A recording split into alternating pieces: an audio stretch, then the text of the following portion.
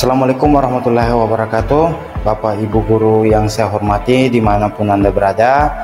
Pada kesempatan kali ini izinkanlah saya Salihuddin SPD, Unit Kerja SMP Negeri Sinumbayuga, untuk mendiseminasikan hasil Diklat Didamba Angkatan 12 yang berjudul Desain PTM Terbatas dengan Flipped Classroom Terintegrasi dengan LMS Model. Tapi sebelum itu kami ingin menyampaikan bahwa diseminasi ini sifatnya hanya untuk sebagai penambah untuk mengingatkan kita kembali. Saya yakin Bapak Ibu Guru jauh lebih paham mengenai metode pembelajaran yang satu ini. Nah, dalam kesempatan ini saya hanya ingin mengingatkan kembali untuk lebih menguatkan agar pembelajaran ini bisa kita gunakan secara bersama-sama dengan untuk kebaikan untuk siswa kita ke depan. Nah, di program Didamba ini Angkatan 12 kami tergabung ke dalam kelompok dengan judul Desain PTM Terbatas dengan Flipped Classroom Terintegrasi dengan LMS Model. Nah, diseminasi kali ini untuk yang pertama ada 3 poin utama yang ingin kami bahas pada kesempatan kali ini. Seperti di layar Bapak Ibu dapat lihat bahwa poin utama itu ada 3. Yang pertama adalah PTM terbatas, yang kedua adalah Flipped Classroom, dan yang ketiga adalah LMS Model. Nah, PTM terbatas itu tentu kita pahami bersama, itu mengacu pada SKB 4 Menteri. Kemudian Flipped Classroom seperti yang kita pahami bersama juga itu merupakan istilah lainnya dari kelas terbalik. Sebentar kita akan mencoba untuk mendalami bersama satu persatu bagaimana sebenarnya Flipped Classroom ini. Kemudian yang ketiga adalah LMS Model. LMS Model merupakan Learning Management System berbasis model. Model ini sifatnya open source dan sangat menunjang untuk proses pembelajaran. Nah, lanjut. Nah, yang pertama Bapak Ibu adalah PTM terbatas. Nah, PTM terbatas ini adalah istilah yang kita kenal semenjak pandemi berlangsung di Indonesia. Beberapa kali mengalami perubahan, banyak sekali istilah yang muncul di selama masa pandemi ini. Di antaranya seperti PJJ, kemudian ada BDR dan sebagainya. Dan terakhir tahun 2020 muncullah istilah yaitu PTM terbatas sesuai dengan mengacu pada SKB Menteri. Dan yang terbaru adalah PTM terbatas tahun 2022. Nah, PTM terbatas itu sendiri adalah pembelajaran tatap muka terbatas yang dilangsungkan atau dilaksanakan dengan sekolah dengan pembatasan-pembatasan tertentu. Sesuai dengan yang telah kita pahami bersama, aturan-aturan pembatasan itu berdasarkan kriteria level PPKM tiap daerah. Nah, misalnya di PPKM level 1 dan 2, jika vaksinasi dosis kedua untuk PTK sudah mencapai 80%, itu maka kapasitas PTM-nya bisa sampai 100% siswa untuk melakukan pembelajaran tatap muka di kelas. Tapi tetap ada pembatasan, yaitu pada durasi jam pelajaran, yaitu maksimal 6 jam pelajaran. Kita lanjut. Kemudian selanjutnya adalah Flipped Classroom. Nah, Flipped Classroom ini ada yang biasa kita kenal bersama itu kelas terbalik. Adalah kegiatan pembelajaran atau seni mengajar di mana peserta didik mempelajari materi pembelajaran terlebih dahulu. Jadi peserta didik kita biasanya kalau di kelas itu dilaksanakan pembelajaran terlebih dahulu, kemudian sampai di rumah diberikan tugas-tugas. Akan tetapi di Flipped Classroom berbeda, siswa diminta untuk belajar terlebih dahulu sebuah materi, baru kemudian diajarkan kembali atau didalami kembali di dalam kelas. Siswa belajar terlebih dahulu. Nah, Flipped Classroom ini F-nya itu berarti flexible environment, artinya lingkungan yang fleksibel, ya. Jadi waktunya itu dirancang berdasarkan waktu untuk tatap mukanya. Jadi misalnya untuk minggu depan pembelajaran tentang materi gaya misalnya, maka siswa akan belajar terlebih dahulu materi gaya, dan mereka punya waktu 1 minggu untuk mempelajari materi itu di rumah dengan menggunakan bantuan LMS Moodle nanti, ataupun beberapa platform yang mungkin bisa digunakan oleh Bapak Ibu. Nah, lingkungan yang fleksibel artinya siswa bisa mengatur sendiri jadwal belajarnya kapan dan di mana mereka akan belajar. Kemudian learning culture, ada budaya belajar. I-nya itu berarti intentional content atau konten yang dibuat. Kemudian profesional educator, artinya pendidik yang profesional. Di abad 21, pembelajaran abad 21 seperti yang kita pahami bersama menekankan kepada student center, artinya siswa terfokus kepada siswa.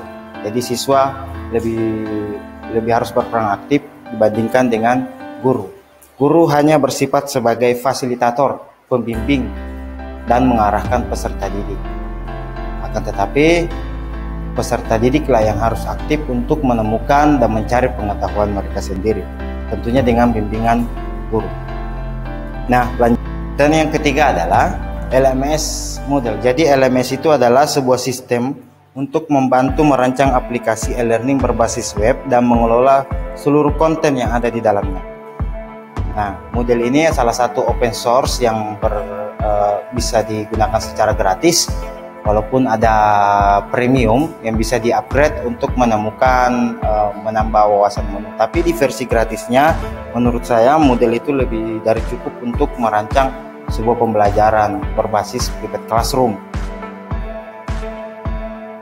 Nantinya di LMS Moodle ini kita akan mengatur aktivitas pembelajaran siswa, mulai dari melihat materi, kemudian mengerjakan tugas, dan merefleksi apa pengetahuan mereka yang sudah peroleh.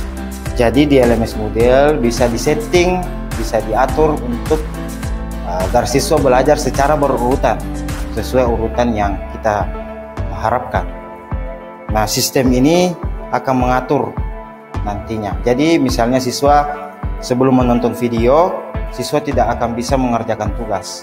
Nah, siswa harus mengerjakan tugas, menonton video terlebih dahulu, baru kemudian mengerjakan tugas yang diberikan oleh guru pada LMS Moodle. Nah, untuk pengerjaannya LMS Moodle ini, ketersediaan waktu yang kita perlukan adalah, nah pada bagian kedua ini adalah contoh LMS Moodle, ya, baik dari cara meregistrasi dan melakukan input materi pada LMS. Nah, pembagian waktu kita untuk mengerjakannya itu tidak terlalu lama, tidak memakan waktu. Hanya saja memang untuk merancang pembelajarannya itu membutuhkan sekitar 80% dari total pengerjaan semuanya. Registrasi hanya membutuhkan sekitar waktu 10% dari waktu yang kita gunakan untuk membuat pembelajaran di LMS Moodle. Dan terakhir yaitu testing.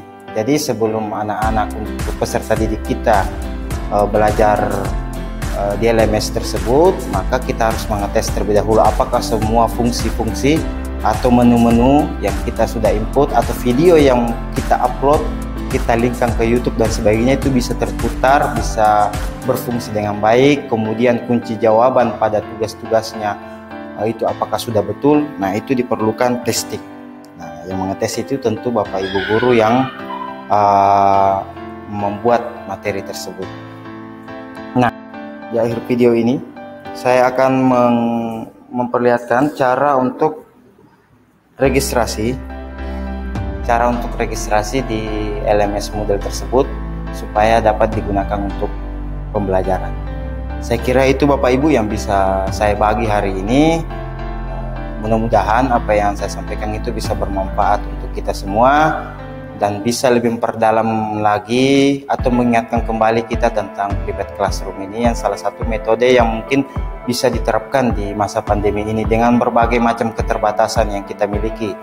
Karena dengan keterbatasan waktu dan sebagainya, kita akan sulit untuk mengejar kompetensi dasar. Dengan penerapan Private Classroom ini, beberapa jurnal juga sudah menyebutkan bahwa ini sangat efektif untuk dilakukan pembelajaran untuk meningkatkan hasil belajar siswa. Saya kira itu Bapak Ibu. Terima kasih. Di akhir video ini saya akan memperlihatkan cara untuk registrasi di LMS Moodle. Terima kasih. Wassalamualaikum warahmatullahi wabarakatuh. Assalamualaikum warahmatullahi wabarakatuh. Bapak Ibu, seperti janji saya, di akhir video ini saya akan menjelaskan tentang bagaimana cara registrasi di LMS Moodle ini.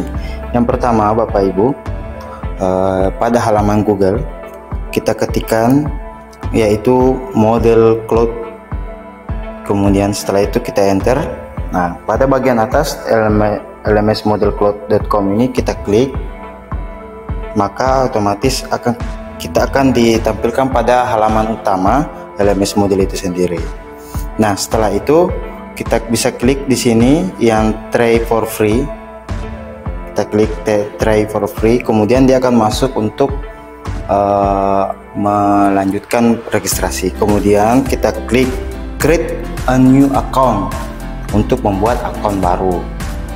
Nah, maka akan muncul halaman untuk meregistrasi, halaman registrasi awal, kemudian kita isikan nama dan sebagainya. Di sini sudah terisi nama mulai dari email dan sebagainya. Kemudian setelah terisi semua, kita start free trial. Kemudian kita masukkan ulang password yang pertama tadi, password yang kita input. Ini jangan sampai dilupa Bapak Ibu. Kemudian kita klik kembali start free trial. Setelah kita klik, maka otomatis akan muncul halaman utama LMS Moodle yang telah kita buat. Kita mau sambil menunggu, sambil LMS Moodle mempersiapkan menu yang akan kita siapkan. Nah, sekarang kita akan mengklik Take Me My to Moodle Site. Nah, setelah itu akan muncul halaman utama LMS Moodle. Ya, kemudian pada bagian ini kita bisa mengklik pada bagian ini kita bisa merubah, pada Your School itu kita bisa merubah nama sekolah kita. Kemudian untuk turn editing on ini untuk mengedit kursus atau mata pelajaran yang kita ingin lakukan. Kemudian di English ini untuk mengatur bahasa, kita bisa merubahnya ke bahasa Indonesia agar lebih mudah kita pahami. Nah, setelah itu kita akan mengklik tambahkan kursus baru untuk membuat sebuah materi pembelajaran nantinya. Nah, untuk bagaimana cara mendesainnya itu nanti akan dibuatkan video berikutnya di video part 2. Terima kasih.